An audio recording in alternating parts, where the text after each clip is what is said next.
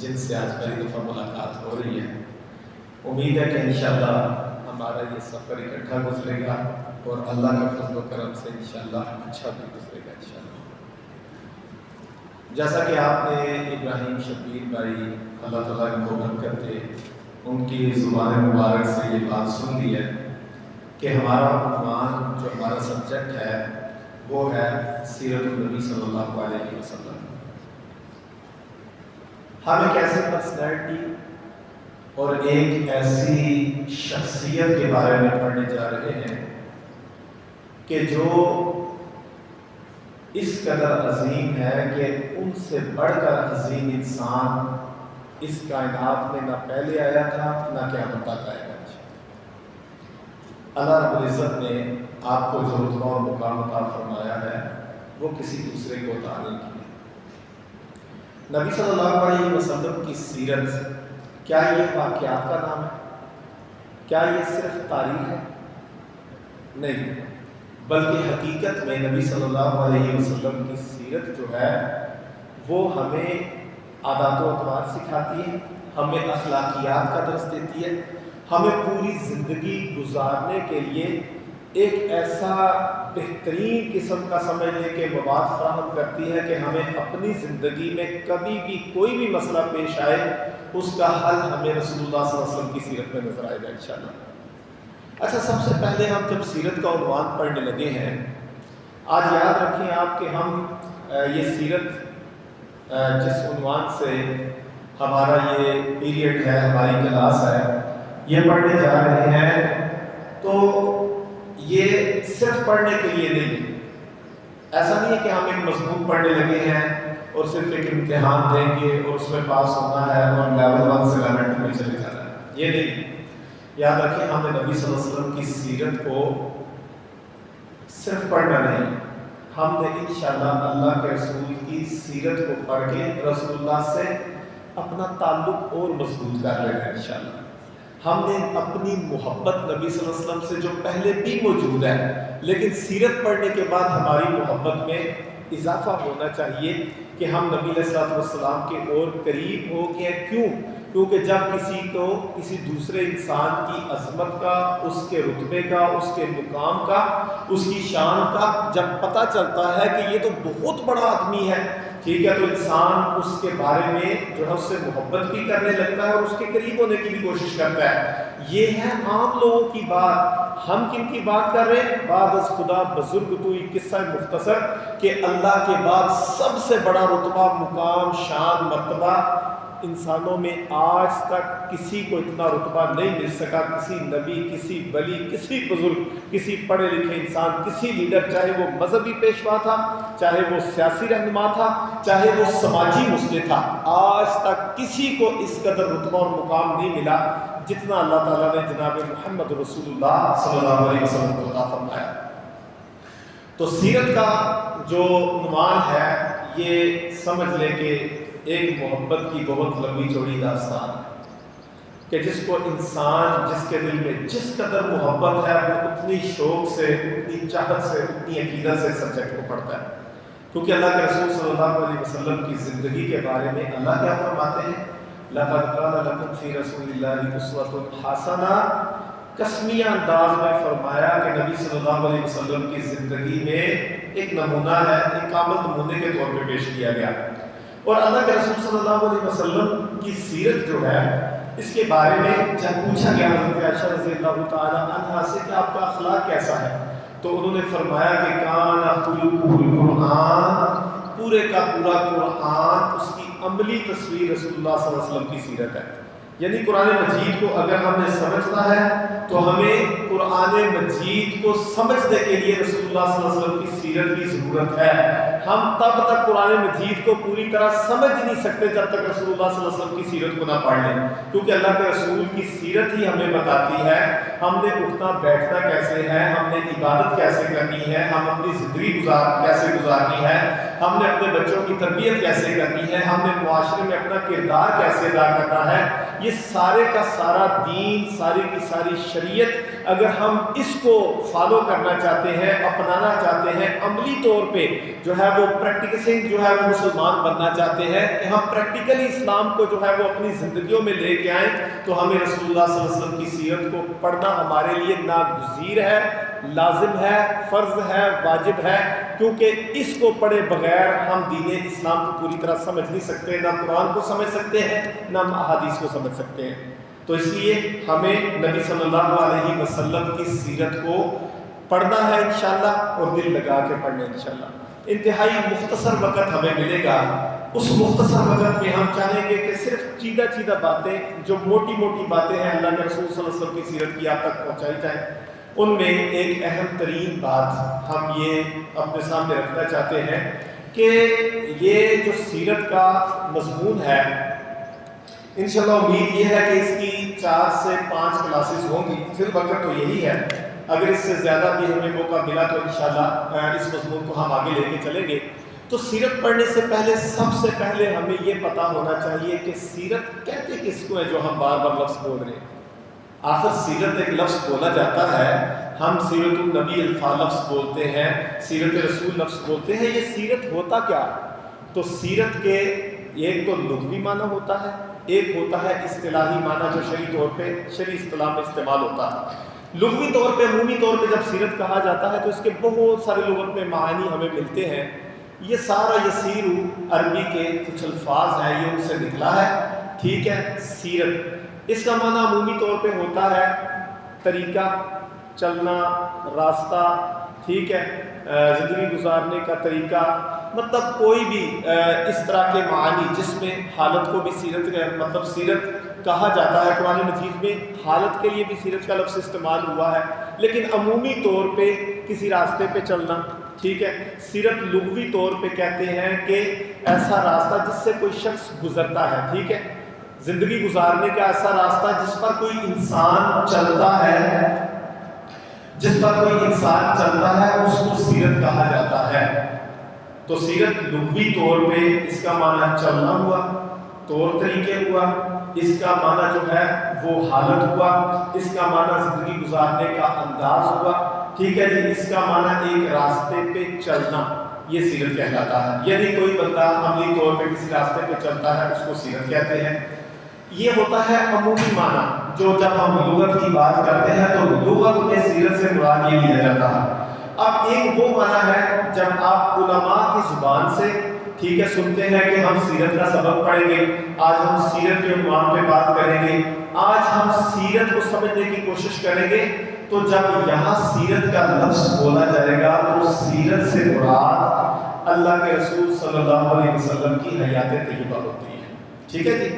یہ لفظ یہاں پہ خاص کر دیا گیا، جب بھی آپ کو اسلامی مضمون پڑھیں گے تو سیرت کا لفظ استعمال ہوگا، اس کا معنی ہوگا اللہ کے رسول صلی اللہ علیہ وسلم کی پوری زندگی کے حالات و واقعات، جو کچھ بھی اللہ کے رسول کی زندگی میں ہوا وہ سب کچھ سیرت کہلاتا ہے، ان سب کے مجموعے کا نام سیرت کہلاتا ہے۔ اس میں نبی صلی اللہ علیہ وسلم کے اخلاقیات بھی آتی ہیں، آپ کا کردار بھی آتا ہے، آپ کی جو جنگوں میں حصے لیے یا جو جنگیں ہوئی وہ بھی اس کے اندر آتی ہیں، آپ کے جو ہے وہ دشمنوں کے ساتھ سلوک کیسا تھا وہ بھی اس کے اندر آتا ہے، آپ کا جو ہے وہ لوگوں کو دین کی دعوت و تبلیغ دینا یہ بھی اس کے اندر آتا ہے، آپ کا لوگوں کو دین سکھانا، دین کے لیے تڑپنا، لوگوں کے اسلام کے لیے کوشش کرنا یہ بھی اس کے اندر آتا ہے، اللہ کے رسول کا اٹھنا بیٹھنا سونا جاگنا چلنا پھرنا، اللہ کے رسول کا پڑھانا پڑھنا، یہ سارا کچھ جو ہے وہ پڑھاتے تھے صحابہ کرام کو، یہ ساری چیزیں سیرت کے اندر آتی ہیں۔ نبی صلی اللہ علیہ وسلم کی سیرت جب کہا جاتا ہے تو اس میں اللہ کے رسول کی پوری زندگی کے حالات و واقعات، اس کا مجموعہ جو ہوتا ہے اس کو سیرت کہا جاتا ہے۔ تو ہم انشاءاللہ سیرت کے عنوان میں، اچھا سوال یہ ہے کہ ہم سیرت جو ہے وہ کس لیے پڑھ رہے ہیں، اس کا مقصد کیا ہے سیرت کو پڑھنے کا؟ کیوں جی سیرت کو پڑھنے کا مقصد کیا ہے؟ سیرت کو پڑھنے کا مقصد یہ ہے کہ ہم دین کو سیکھ سکیں۔ سیرت کو پڑھنے کا مقصد یہ ہے کہ ہم نے دعوت کا کام کیسے کرنا ہے ہم یہ سیکھ سکیں۔ سیرت کو پڑھنے کا مقصد یہ ہے کہ ہم نے خود دین پہ کیسے چلنا ہے یہ سیکھ سکیں۔ سیرت کو پڑھنے کا مقصد یہ ہے کہ ہم نے معاشرے کی ترتیب کیسے لگانی ہے یہ ہم سیکھ سکیں۔ سیرت کو پڑھنے کا مقصد یہ ہے کہ ہم جو دین کی پریکٹیکلی شکل ہے جو نبی صلی اللہ علیہ وسلم نے ہمارے سامنے پیش کی اس کو جان سکیں، اور نبی علیہ الصلوۃ والسلام کے جو ہم پہ حقوق ہیں نا امت پہ، ہمارے اوپر اللہ کے رسول کے کچھ حقوق ہیں، ان حقوق میں سے ایک بہت بڑا حق یہ ہے کہ ہم اللہ کے رسول کی سیرت کو پڑھیں، آپ کی ذات کے بارے میں جانیں، تاکہ ہماری اللہ کے رسول سے قربت مزید مضبوط ہو اور ہمارا تعلق اللہ کے رسول صلی اللہ علیہ وسلم سے مضبوط ہو۔ تو سیرت کے عنوان میں آپ کے سامنے ایک کتاب تو موجود ہی ہے کہ سیرت النبی صلی اللہ علیہ وسلم اردو زبان میں، یہ آپ کو باقاعدہ طور پہ فوٹو کاپی کی شکل میں آپ کے پاس ایک بک کی شکل میں موجود ہے، سوال و جواب کی شکل میں، کیونکہ سابقہ سالوں میں ہم نے پڑھا اور اس کی سوال و جواب کی شکل میں اس کو لیا ہے۔ آہستہ آہستہ اس کے اندر رد و بدل ہو رہا ہے، انشاءاللہ وقت کے ساتھ ساتھ اس کی تبدیلی اور بہتری آتی جائے گی۔ تو سیرت النبی صلی اللہ علیہ وسلم کے ہم نے تقریباً 59 ایک کم 60 ٹھیک ہے، ایک کم 59 کوسچنز اس کے ہم نے بنائے ہیں جو انشاءاللہ ہم اپنے ان اسباب میں پڑھیں گے۔ تو کیا خیال ہے، کوئی زیادہ سوالات تو نہیں ہیں؟ کیوں جی، آسان سوال ہے، یاد کر لیں گے انشاءاللہ۔ اس سے پتہ کیا ہوگا سوال پڑھنے سے؟ اس کا فائدہ یہ ہوگا کہ ہمیں سیرت النبی صلی اللہ علیہ وسلم کی کچھ نہ کچھ سمجھ آ جائے گی، کچھ نالج مل جائے گا۔ تو اس میں دیکھیں، اگر اپنی کتابوں کو آپ کھولتے ہیں، آپ کے سامنے یہاں پہ بھی موجود ہے، کچھ کتابوں سے استفادہ کیا گیا ہے۔ تجلیات نبوت ایک کتاب ہے جو کہ مولانا صفی الرحمن مبارکپوری رحمۃ اللہ علیہ جنہوں نے ایک کتاب لکھی تھی رحیق المختوم کے نام سے، پوری دنیا میں سیرت نگاری کا مقابلہ کروایا گیا۔ اس مقابلے میں پہلے نمبر پہ جو کتاب آئی وہ مولانا صفی الرحمن مبارکپوری رحمۃ اللہ علیہ کی کتاب رحیق المختوم تھی، جنہوں نے پوری دنیا میں جتنے لوگوں نے بھی کتابیں علماء نے لکھی تھی سب سے پہلے نمبر پہ آئی کہ سب سے مستند، سب سے بہترین انداز لکھنے کا اور سیرت کو مختصر جگہ پہ کور کرنا، یہ صرف اس کتاب کا خاصہ ہے۔ اللہ تعالیٰ ان کو غریق رحمت کرے، انہوں نے بہت بڑا کام کیا ہے۔ اور رحیق المختوم کو بھی مختصر کر کے ایک کتاب انہوں نے لکھی تجلیات نبوت کے نام سے، جس کتاب سے ہم نے یہ سوالات اخذ کیے ہیں، اور بھی کچھ کتابوں سے جو ہے وہ اس کا سہارا لیا گیا، کچھ ان کو بھی دیکھا گیا، اور الحمدللہ یہ سوالات کچھ سیرت سے ریلیٹڈ ہمارے پاس موجود ہیں جو کہ ہم نے سلیبس کے اندر شامل کیے ہیں کہ جتنے بھی ہماری بہنیں، ہمارے بھائی، ہمارے بچے، ہمارے دوست احباب جو سیرت پڑھنا چاہتے ہیں یا اس عنوان سے شغف رکھتے ہیں اور رسول اللہ صلی اللہ علیہ وسلم سے محبت رکھتے ہیں، کچھ نہ کچھ ہم چاہتے ہیں کہ لیول 1 کے اندر اللہ کے رسول کی زندگی کی ایک جھلک ہم تک پہنچ جائے۔ تو سوالات آپ کے سامنے موجود ہے۔ سب سے پہلا سوال کیا ہے جی؟ کوئی بھائی پڑھے گا؟ سب سے پہلا سوال کوئی بھائی جو اردو اچھی پڑھ لیتا ہے، کوئی بھائی کھڑا ہو کر پڑھ لے۔ سوال نمبر 1 جی، پہلا سوال ہے رسول اللہ صلی اللہ علیہ وسلم کس قبیلے سے تعلق رکھتے تھے؟ جی اس کا جواب لکھا ہے آگے، کیا جواب ہے؟ قبیلہ قریش سے۔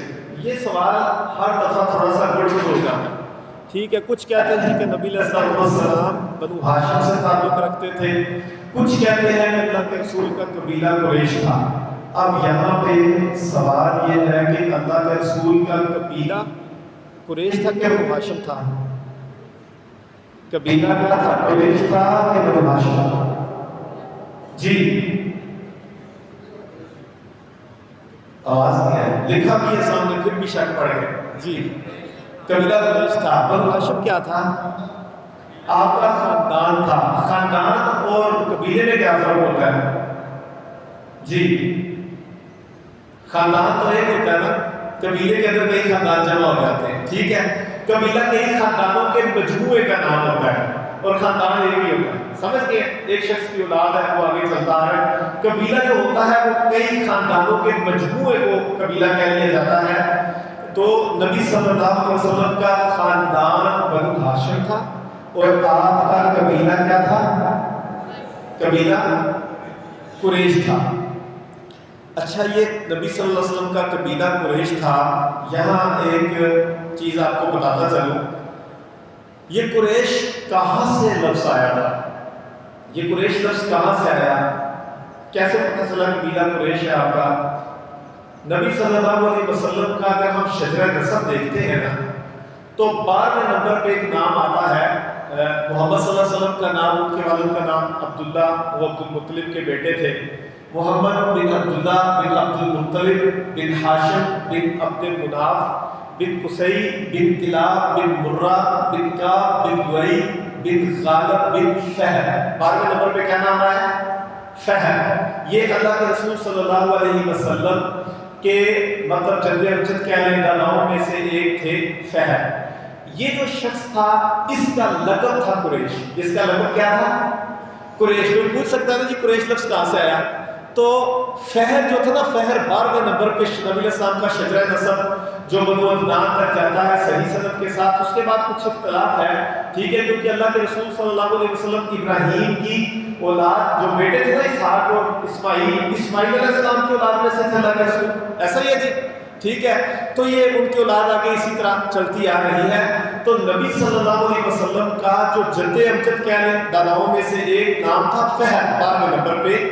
فہر جو شخص تھا نا اس کا لقب تھا قریش، ٹھیک ہے، اور وہ معروف آدمی تھا اور جو ہے وہ سردار ٹائپ آدمی تھا، اس کا لقب قریش تھا۔ جب اس کی نسل آگے آباد ہوئی نا تو اس کی نسل اسی نام سے مشہور ہو گئی، یہ تو قریشی ہے، یہ تو قریشی ہے، اسی نام سے یہ مشہور ہو گئے تھے۔ تو یہ جو ہے وہ جب نام ایک پڑ گیا، اس کے لقب پہ پورے جو ہے وہ کہہ لیں کہ سب خاندانوں کا نام پڑ گیا، تو یہ سب جہاں بھی جاتے ان کو قبیلہ قریش کہا جاتا۔ تو اسی طرح اللہ کے رسول صلی اللہ علیہ وسلم کی یہ پہچان بن گئی کہ یہ قبیلہ قریش تھی، ٹھیک ہے جی۔ تو پھر نبی صلی اللہ علیہ وسلم کے کس قبیلے، آپ کا تعلق کس قبیلے سے تھا؟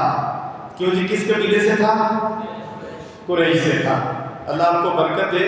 اچھا، یہ جو آدمی تھا فہر، اس سے تو یہ لقب اور یہ نام آ گیا، لیکن نبی صلی اللہ علیہ وسلم کو یہ جو مکے میں آباد کیسے ہوئے تھے؟ ٹھیک ہے، مکے میں آگے جا کے ہم پڑھیں گے بنو جرہم جو ایک تھا قبیلہ، یہاں سے یہ آباد ہوا تھا، یہاں سے اس کو جلا وطن کیا گیا تھا پہلے، ٹھیک ہے۔ تو بنو جرہم جو قبیلہ ہے، مطلب یہ مکہ میں جو بعد میں جب یہاں سے جلا وطن ہوگی پچھلی نسلیں، تو بعد میں اللہ کے رسول صلی اللہ علیہ وسلم سے پہلے کب آ کے آباد ہوئے؟ جب میں نے اللہ کے رسول کے شجرے کے کچھ نام پڑھے تو آپ کے والد کا نام عبداللہ، پھر عبد المطلب بن ہاشم بن عبد مناف اور قصی، قصی ایک نام ہے، ٹھیک ہے جی۔ اللہ کے رسول کے 6 نمبر پہ دادا پردادا لپردادا جو بھی کہہ لیں، ان کا نام تھا قصی۔ یہ شخص جو قصی تھا اللہ کے رسول کا کہہ لیں پردادوں میں سے، تو یہ شخص اپنی والدہ کے ساتھ شام کے قریب رہتا تھا، ٹھیک ہے۔ یہ یتیم ہو گئے تھے، بڑا سمجھدار آدمی تھا، ٹھیک ہے، بہت سمجھدار آدمی تھا یہ تو، لیکن یہ بچپن میں ہی یتیم ہو گیا تھا، ٹھیک ہے، اور اپنی والدہ کے ساتھ شام والے اس علاقے میں آباد تھے۔ اور جب یہ جوان ہوا نا، بچپن تو اس نے وہیں پہ گزارا، جب یہ جوان ہوا تو یہ وہاں سے پھر جو ہے قصی ادھر مکہ آ گیا تھا، ٹھیک ہے، مکہ آیا اور مکہ آ کے یہ بڑا سمجھدار عقلمند آدمی تھا قصی، تو اس کو کہتے تھے، ویسے اس کا نام زید تھا، ٹھیک ہے، زید اس کا نام تھا، قصی نام سے یہ معروف تھا۔ تو اس نے آ کے مکہ میں خود بھی آباد ہوا، پھر اپنے سارے قبیلے قریش کو بھی یہاں لا کے آباد کر دیا، اور یہ وہ شخص تھا جو سب سے پہلے جس کو بیت اللہ کا متولی بنایا گیا تھا۔ قریش میں سب سے پہلے جو بیت اللہ کا متولی بنا، متولی کا مطلب کیا ہوتا ہے؟ جو کہ بیت اللہ کی ذمہ داری جس کے ساتھ تھی، مثلا یہ مسجد ہے نا، ٹھیک ہے، جو اس مسجد کہتے ہیں جس مسجد کا متولی کون ہے؟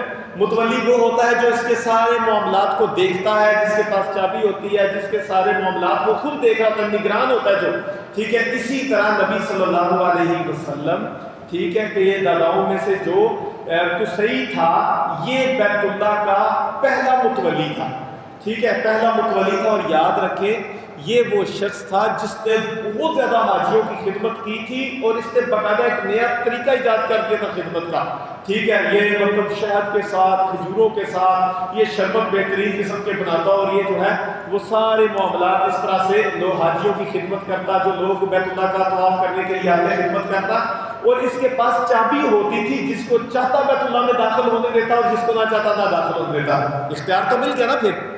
تو یہ قصی آدمی تھا جس نے سب سے پہلے یہ بیت اللہ کا متولی بنا، اور اس نے قریش کو مکہ میں آ کے آباد کیا۔ تو آگے اس کی اولاد تھی، اولاد میں سے آگے جو ہے نا وہ ہاشم بھی آتے ہیں، نبی علیہ السلام بنو ہاشم جو آپ کا خاندان تھا، ٹھیک ہے۔ تو ہاشم خاندان تھا اللہ کے رسول کا، ہاشم اللہ کے رسول کے عبداللہ بن عبد المطلب بن ہاشم، یہ پردادا تھے نبی علیہ السلام کے، ٹھیک ہے نا۔ آپ کے والد عبداللہ تھے، آپ کے دادا جو ہے وہ عبد المطلب تھے، اور ان کے والد جو تھے وہ ہاشم تھے۔ ہاشم بھی ایک بڑا ہی کہہ لیں کہ بہترین قسم کا شخص تھا، نبی صلی اللہ علیہ وسلم کے پردادا تھے۔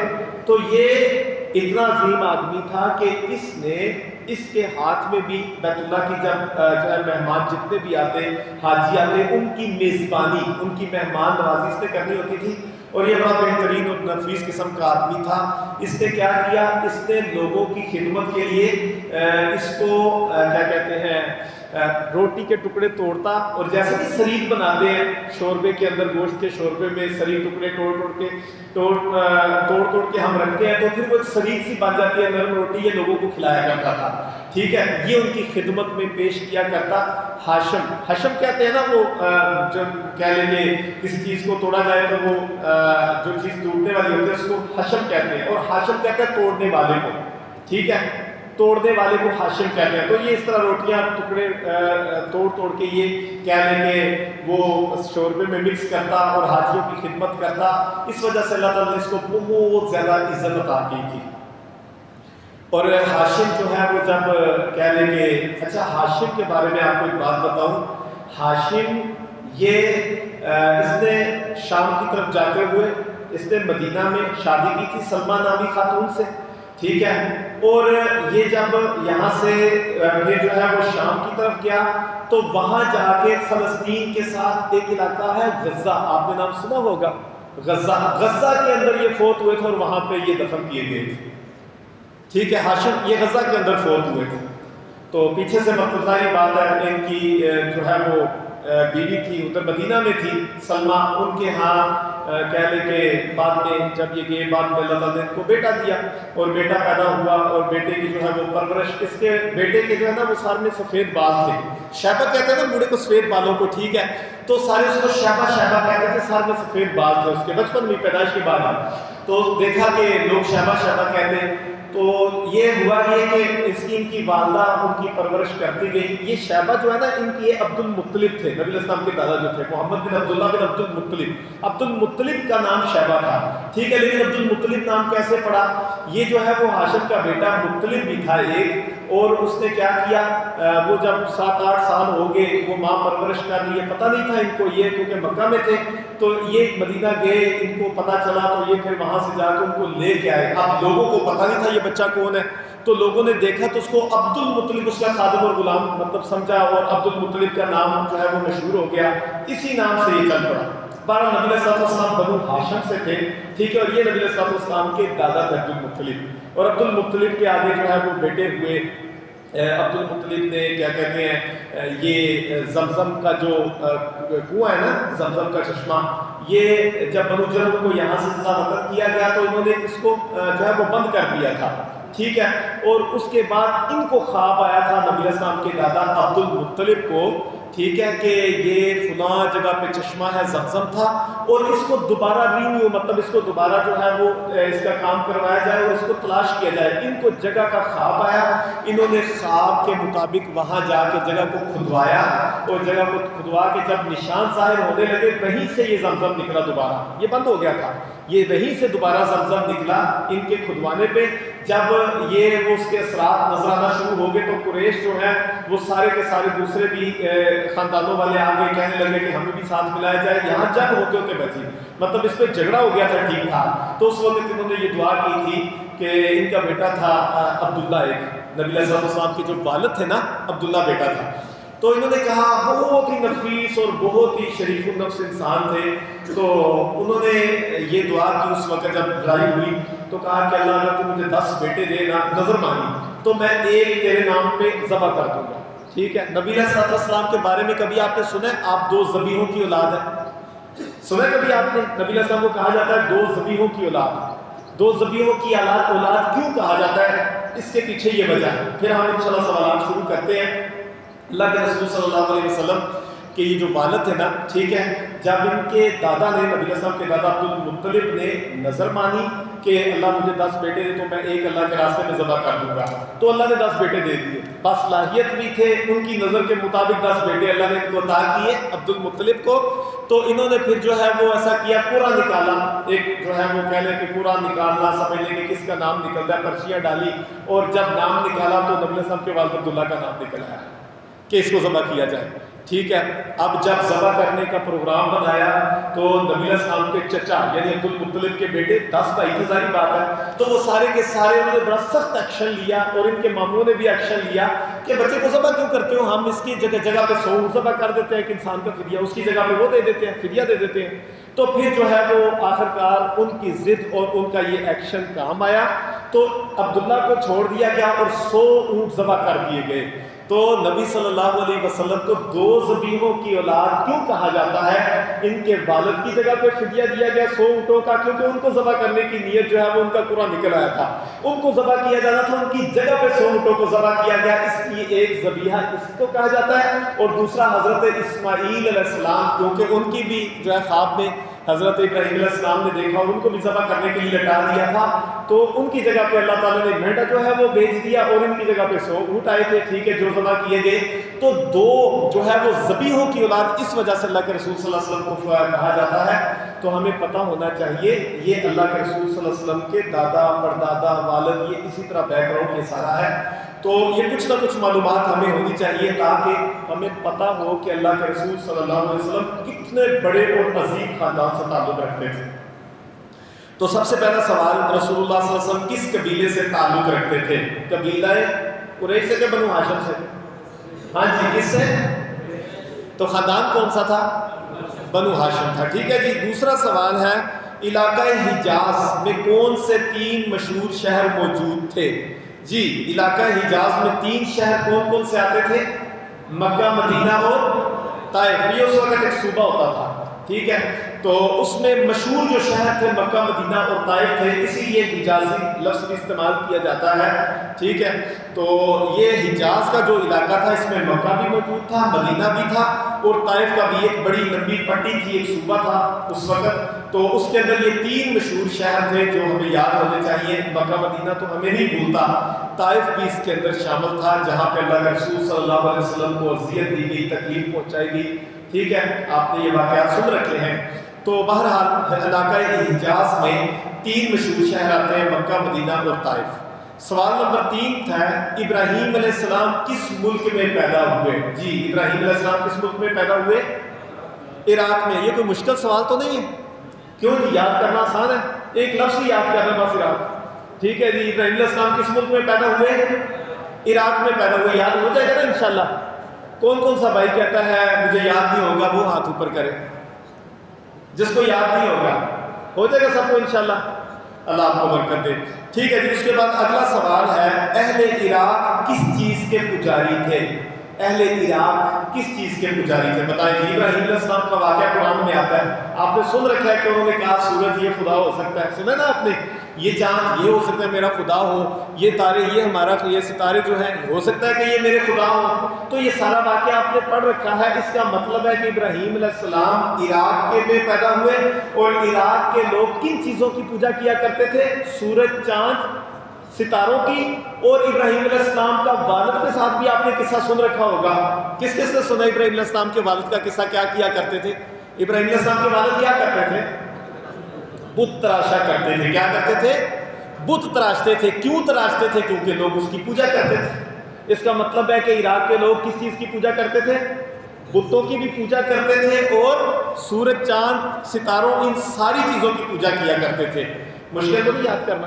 ابراہیم علیہ السلام کا واقعہ سن رکھا نا آپ لوگوں نے کہ ان کے والد بت جو تراشتے تھے ان کو سیل کرنے کے لیے بھیجا. انہوں نے کہا نہ یہ بولتے ہیں نہ یہ سنتے ہیں تو یہ کیوں آپ ان کو خود ہی اپنے ہاتھ سے بنا کے ان کی پوجا شروع کر دیتے ہیں. تو یہ واقعہ تو آپ نے سن رکھا ہے. یہ بھی سن رکھا ہے کہ ابراہیم علیہ السلام نے قرآن کا واقعہ کہا کہ ہو سکتا ہے یہ سورج اتنا بڑا ساری دنیا کو روشن کرتا ہے میرا خدا ہو. تو جب رات ہوئی تو انہوں نے کہا کہ میرا خدا کو تو سوال نہیں آ سکتا, اس کو تو سوال آ گیا. ٹھیک ہے, پھر رات دیکھا چاند ہے, ہو سکتا ہے یہ خدا ہو. دیکھا چاند, صبح روشنی ہوئی تو چاند کو ختم کر کے اس نے مٹا دیا. انہوں نے کہا چاند تو میرا خدا نہیں ہو سکتا. تاروں کو دیکھا, ہو سکتا ہے یہ خدا ہو, اس کا بھی انکار کر دیا. جب صبح ختم ہو گئے تو یہ واقعات ہمیں بتاتے ہیں کہ ابراہیم علیہ السلام کے جو علاقے کے لوگ, عراق کے لوگ تھے, یہ سورج چاند ستاروں کی پوجا بھی کیا کرتے تھے اور ساتھ ساتھ بتوں کی پوجا کے اندر بھی یہ لوگ مبتلا تھے. تو یاد ہو جائے گا انشاءاللہ پھر یہ. تو ابھی کیا پتہ چلا عراق کے لوگ کس چیز کی پوجا کرتے تھے؟ ہاں جی, کس چیز کی؟ سورج چاند ستاروں اور بتوں کی پوجا کیا کرتے تھے انشاءاللہ. اچھا جی, اگلا سوال انتہائی آسان اور آپ سب کو پتہ ہے انشاءاللہ. اللہ کے نزدیک سب سے برا کام اور سب سے بڑا گناہ کون سا ہے؟ شرک ہے نا. گناہ ہی ہوتا ہے نا برا کام. ٹھیک ہے, سب سے برا کام اور سب سے بڑا گناہ اللہ کے نزدیک کون سا ہے؟ شرک کرنا. ٹھیک ہے, شرک اللہ تعالیٰ فرماتے ہیں کہ میں کبھی معاف نہیں کروں گا. ان اللہ لا یغفر ان یشرک بہ. اللہ کہتا ہے جس نے شرک کر دیا میں اللہ خود اعلان کرتا ہوں میں اس کو کبھی معاف نہیں کروں گا.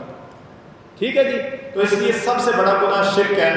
اگلا سوال ہے سوال نمبر 6. سارے عرب میں قریش کو ہی عزت کیوں دی جاتی تھی؟ سارے عرب میں قریش کو عزت کیوں دی جاتی تھی بتائیں؟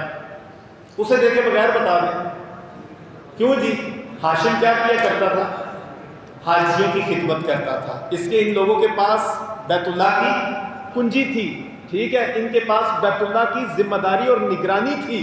تو ظاہری بات ہے پورے عرب سے لوگ اس گھر کا طواف کرنے آتے تھے. آج بھی پوری دنیا سے لوگ آتے ہیں کہ نہیں بیت اللہ کا طواف کرنے جاتے ہیں نا. آج کا موسم ہے, 25 لاکھ لوگ حج کے لیے جا رہے ہیں, ایسا ہی ہے نا. تو اس وقت بھی لوگ پوری دنیا سے, پورے عرب سے, جگہ جگہ سے لوگ بیت اللہ کا طواف کرنے آتے تھے. اس گھر کی عزت اور عظمت ان کے دلوں میں موجود تھی, چاہے وہ مسلمان نہیں تھے, چاہے وہ توحید پہ نہیں تھے, لیکن وہ سمجھتے تھے کہ ہم ابراہیم علیہ السلام کے دین پہ ہیں. محبت باقی تھی ان کی. ٹھیک ہے, اور وہ اسی وجہ سے جو ہے وہ سارے کے سارے بیت اللہ میں آ کے طواف کیا کرتے تھے, حج کے موقع پہ آیا کرتے تھے. یہ تب بھی سلسلہ جاری و ساری تھا.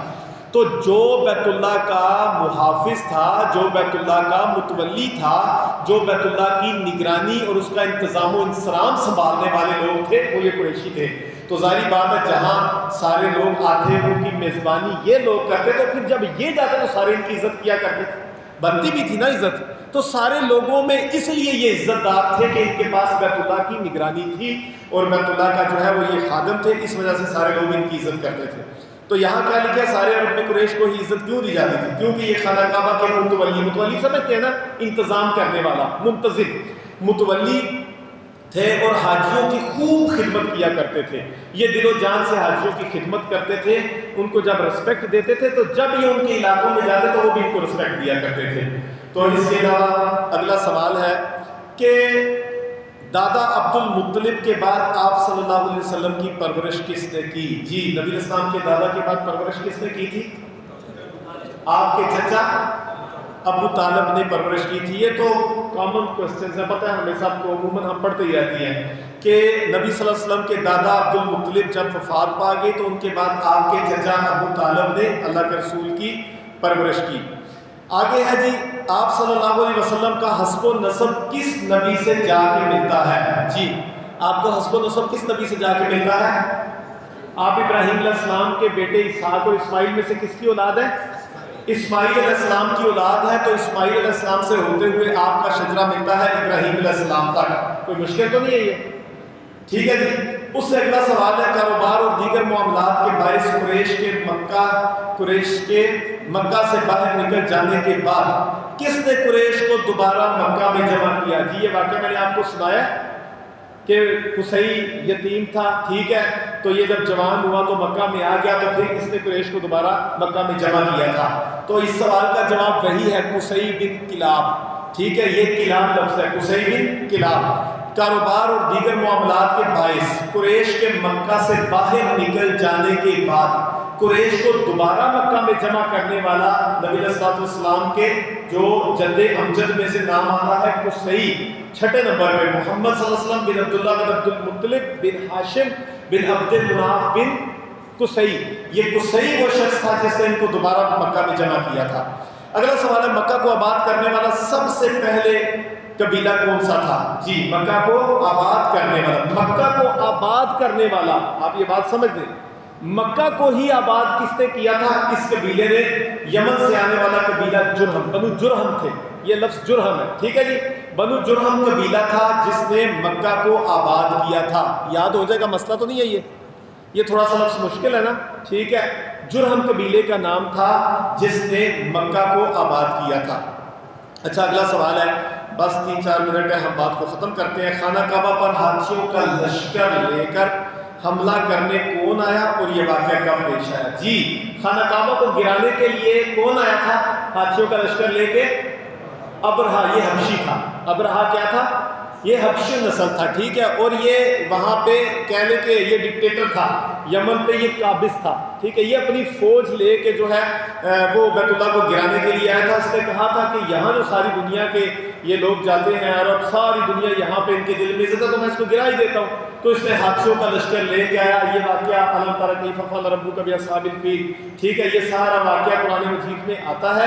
آپ نے سن رکھا ہوگا کہ اللہ تعالیٰ نے پھر چڑیوں کا، ابابیلوں کا جھنڈ بھیجا اور چھوٹے چھوٹے کنکر مارے تو یہ سارے کے سارے غرق ہو گئے۔ تو یہ جو ہے وہ واقعے کی طرف اشارہ ہے۔ یہ واقعہ اللہ کے رسول صلی اللہ علیہ وسلم کی پیدائش سے 50 یا 55 دن پہلے کا ہے۔ کتنی دیر پہلے کا ہے؟ 50 یا 55 دن پہلے کیا ہے؟ اور عرب کے لوگ سارے اس واقعے کو جانتے تھے، خاص کر مکے کے رہنے والے اس واقعے کو اچھے طریقے سے جانتے تھے۔ نبی علیہ السلام کی پیدائش سے صرف 50 اور 55 دن پہلے، مطلب 2 مہینے پہلے کا واقعہ، 2 مہینے سے بھی کم کا دن وقفہ ہے۔ ابھی 2 مہینے بھی نہیں گزرے تھے کہ اللہ کے رسول صلی اللہ علیہ وسلم کی ولادت مبارکہ ہوئی۔ تو یہ لشکر یمن کا حکمران، ٹھیک ہے، اس نے یمن پہ قبضہ کیا ہوا تھا، ٹھیک ہے، یہ حبشی تھا اور اس کے ساتھ جو لشکر آیا تھا وہ بھی حبشیوں کا لشکر تھا۔ یہ حکمران تھا یمن کا، ٹھیک ہے جی، ابرہا، یہ آیا تھا حملہ کرنے کے لیے۔ اور یہ واقعہ آپ صلی اللہ علیہ وسلم کی پیدائش سے کتنے دن پہلے کا ہے؟ 50 یا 55 دن پہلے کا ہے۔ اچھا جی اگلا سوال ہے انتہائی اہم، نبی صلی اللہ علیہ وسلم کا پہلا معاشی کام کیا تھا؟ مطلب آپ سب سے پہلے آپ نے کون سی جاب کی تھی؟ ٹھیک ہے، سب سے پہلے آپ نے کون سی جاب کی تھی؟ سب سے پہلا معاشی کام، پیسے کمانے کا ذریعہ سب سے پہلا کون سا اپنایا تھا؟ اور یہ سنت ہر نبی کی کیوں تھی؟ آپ نے سب سے پہلے کیا کام کیا تھا؟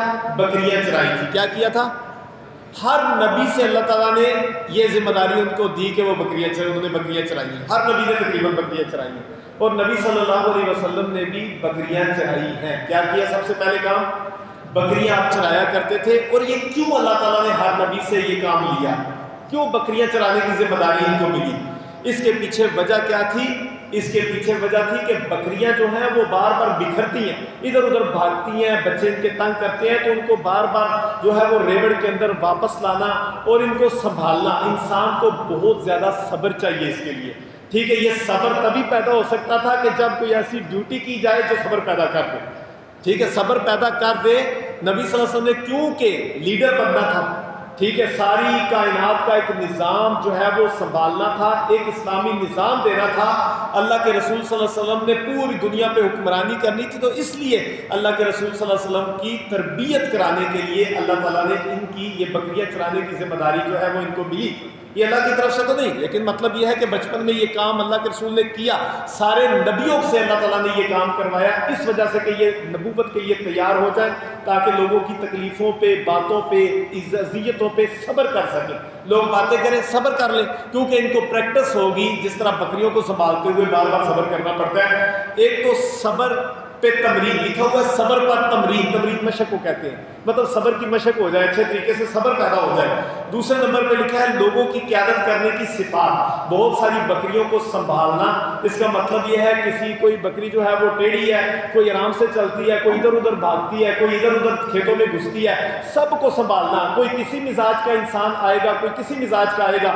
دیکھیں نا، حضرت ابوبکر صدیق بڑے نرم طبیعت کے تھے، حضرت عمر فاروق رضی اللہ تعالیٰ بڑے جلالی سی طبیعت کے تھے، تھے, حضرت علی رضی اللہ عنہ کی اور طبیعت تھی, حضرت عثمان رضی اللہ عنہ کی اور طبیعت, سارے صحابہ کرام مختلف مزاجوں کے لوگ اور طبیعتوں کے لوگ, ان سب کو سنبھالنا, ان کو لیڈ کرنا, ان کی قیادت کرنا, اللہ تعالیٰ نے ان کی قیادت کی صفات جو پیدا کرنی تھی نا, وہ بکریوں کے ریوڑ اللہ کے نبی کو چروا کے, اس وجہ سے اللہ تعالیٰ نے یہ ان سے کام لیا تاکہ ایسی ذمہ داری ان کو ملی جس سے وہ صبر پیدا ہو جائے, طبیعتوں کو سمجھنے کا ملکہ پیدا ہو جائے کہ کوئی تیز ہوتا ہے, کوئی ہلکا ہوتا ہے, کوئی غصے والا ہوتا ہے, کوئی نرم ہوتا ہے, ہر کسی کو کس طریقے سے لے کے ساتھ چلنا ہے. تو قیادت کی صلاحیت, لیڈر کی صلاحیت ہوتی ہے وہ ہر کسی کو ساتھ لے کے چلتا ہے, اس وجہ سے اللہ کے رسول کو یہ ذمہ داری دی گئی. تیسرا, چیزوں کو کنٹرول کرنے کی صلاحیت, یہ تو آپ سمجھ ہی ہوں گے کہ بکریوں کو بھی کنٹرول کرنا پڑتا ہے, تو چیزوں کو کنٹرول کرنے کی صلاحیت پیدا کرنے کے لیے بھی یہ کیا گیا.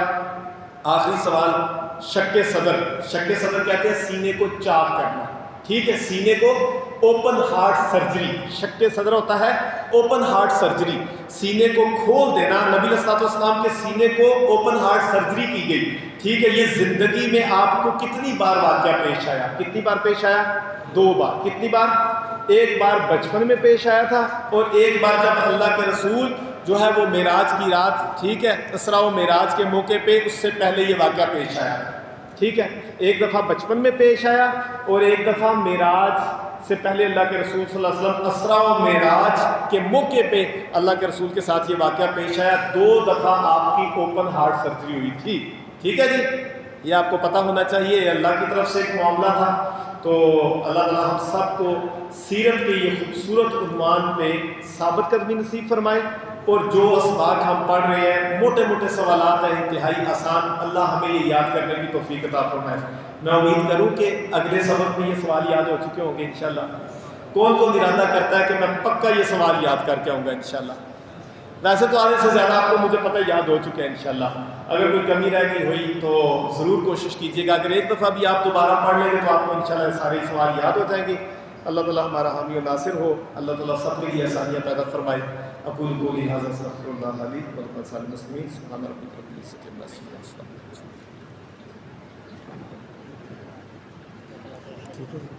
ٹھیک ہے.